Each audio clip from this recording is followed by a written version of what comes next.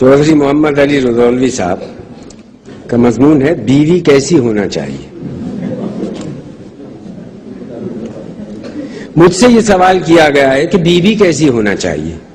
میں کہتا ہوں بری بیوی کوئی مجھ کو دکھا دے تو میں اس سوال کا جواب دوں. میں اس کا بھی دعوے دار ہوں کہ میں نے آج تک کوئی بدصورت عورت بھی نہیں دیکھی.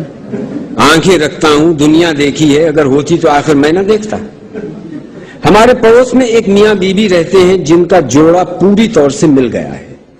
یہ دونوں آدمی انتہا درجے کے کاہل، پرلے سرے کے جھوٹے اور حد کے ناکارے ہیں، مگر جب دیکھیے دونوں قمریوں کی طرح ایک دوسرے کے ساتھ ہیں، گل بھیاں ڈالے بیٹھے ہیں.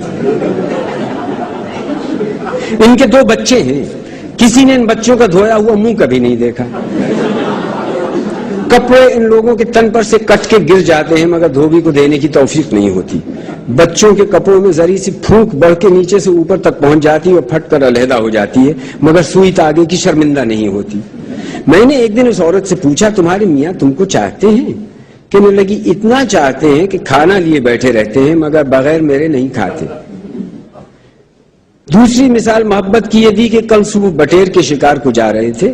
میں نے کہا روز جاتے ہو مگر کبھی ایک پر بھی گھر میں نہ آیا. بس غصے میں ایک ڈنڈا میری پیٹھ پر رسید کیا. میں بھی دوپہر تک منہ پھولائے رہی، نہیں بولی. تب دوڑے گئے تیل کی جلیبیاں لے آئے، تب میں بولی. کسی رانڈ بیوہ کے یہاں ایک طوطا پلا تھا. وہ ہر وقت اس عورت کو مغلظات سنایا کرتا تھا. ایک دن ان کے یہاں پیر صاحب تشریف لائے. طوطے کو سن کر کہنے لگے ارے تیرا طوطا تو بڑا فحاش ہے، پنجرا کھول دے یہ اڑ جائے. کہنے لگی رہنے دیجئے میاں صاحب، گھر میں مردوے کی ایسی بولی تو سنائی دیتی ہے.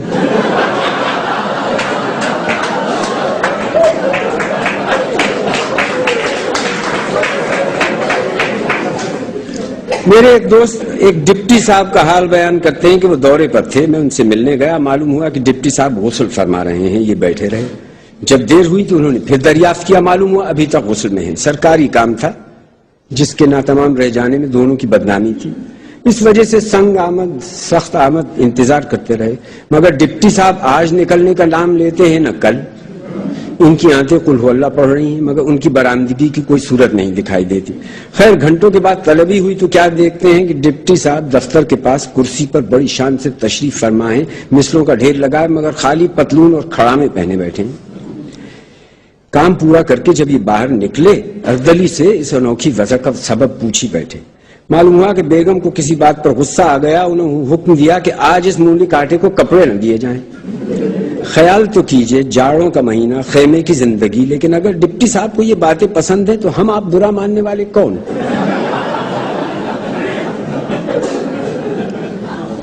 پیٹر پنڈر نے لکھا ہے کہ اسکاٹ لینڈ میں نے ایک شخص کو دیکھا کہ اپنی بیوی کو مارتا ہے.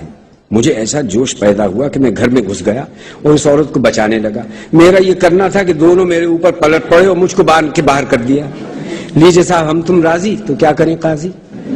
کیوں صاحب اگر کسی کو فتنہ و فساد والی زندگی پسند ہے اور ایسا ہی شریک زندگی بھی پسند ہو تو ہماری آپ کی پسندیدگی یا ناپسندیدگی کیا چیز ہے؟ آپ کو اکثر اس طرح کی باتیں سننے کا اتفاق ہوا ہوگا، ارے یا الہی یہ ہاتھ تھکے، تن تن کو ٹپکے، مچمچاتی کھاٹ نکلے، تب میرے دل میں ٹھنڈک پڑے. اڑوسی پڑوسی ادھر ادھر کھڑے نفرین کر رہے ہیں کہ بھائی کیا برے لوگ ہیں، کیا کتے بلی کی زندگی بسر کر رہے ہیں. لیجیے صاحب شور و شغم مٹ گیا. میاں نکل کر اپنے کام پر چلے گئے. بھی ہمسائے کچھ تو ہمدردی کرنے کے خیال سے اور کچھ زیادہ ٹوہ لینے کی کھڑکی کی طرف سے اندر داخل ہوئی. دیکھا کہ ایک طرف کا گال سوجا ہوا ہے، آنکھوں کی لالی باوجود منہ دھونے کے ابھی مٹی نہیں ہے. حال تو سب پہلے سے جانتی تھی مگر انجان بن کر پوچھنے لگی ہیں بہن کیا ہوا؟ جواب ملا بہن کیا کہیں، آپ ہی لڑے، آپ ہی خفا ہو کر چلے گئے. کھانا بھی نہیں کھایا، یہ دیکھو ویسے ہی رکھا ہے. پان کی ڈبیا بھی نہیں لے کے گئے. جی کرتا ہے کہ دن بھر بن پان کے رہیں گے، منہ صابن ہو جائے گا. لیجیے صاحب یہ تو گئی تھی کہ وہ میاں کی اگر ایک برائی کریں گی تو ہم 10 کریں گے. وہاں رنگی دوسرا دیکھا. ایک میرے مرحوم دوست کہا کرتے تھے کہ بیوی کے ناز و انداز ہر طرح کے اٹھائے جا سکتے ہیں لیکن ایک بات ناقابل معافی ہے، وہ یہ کہ یہ لوگ کبھی کبھی مر جاتی ہیں. اس کے مقابل میں دوسرا قصہ یہ کہ ایک صاحب نے بیان دیا کہ میری بیوی 2 ہی برس کے اندر داغ مفارقت دے گئی. ذرا سا لڑکا ایک پھوسڑا اپنی نشانی چھوڑ گئی. میری ایک بڑی سالی تھی جو شاید اسی انتظار میں پہلے سے رنڈاپا کھہ رہی تھی. خوش دامن صاحبہ کہنے لگیں میاں تمہاری سالی موجود ہے، اگر عقد کر لیتے تو مردہ رشتہ پھر زندہ ہو جاتا۔ میں نے بھی سوچا جب وہ جوان جہان نہ رہی تو یہ ادھیڑ کیا رہے گی،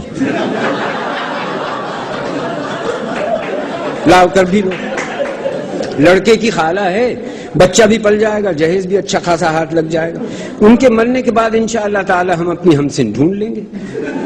لیجیے صاحب عقد ہونے کو ہو گیا، مگر وہ آج مرتی ہیں نہ کل، وہ تو پہلے ہی سے بوڑھی تھیں، میرے بھی دانت گر گئے، مگر وہ جانے کا نام نہیں لیتی۔ ادھر میں کہیں سفر کو تیار ہوا، ادھر وہ امام ضامن لیے ڈیوڑی پاس پہنچ گئی۔ ان صاحب کا بیان ہے کہ بڑی بیوی کے مرنے سے تو مایوسی ہو ہی چکی تھی، میں نے یہ وتیرہ اختیار کیا کہ ادھر انہوں نے امام ضامن باندھا، ادھر میں نے بھی ایک چیتھڑا لے کر ان کے دانے بازو پر باندھ دیا اور کہنا شروع کیا خدا تمہارے سائے میں ہمیں پروان چڑھا ہے۔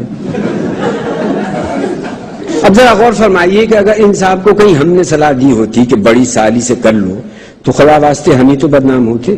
نہیں صاحب، اس معاملے میں یہی ٹھیک ہے کہ اپنی اپنی ڈفلی اور اپنا اپنا راگ۔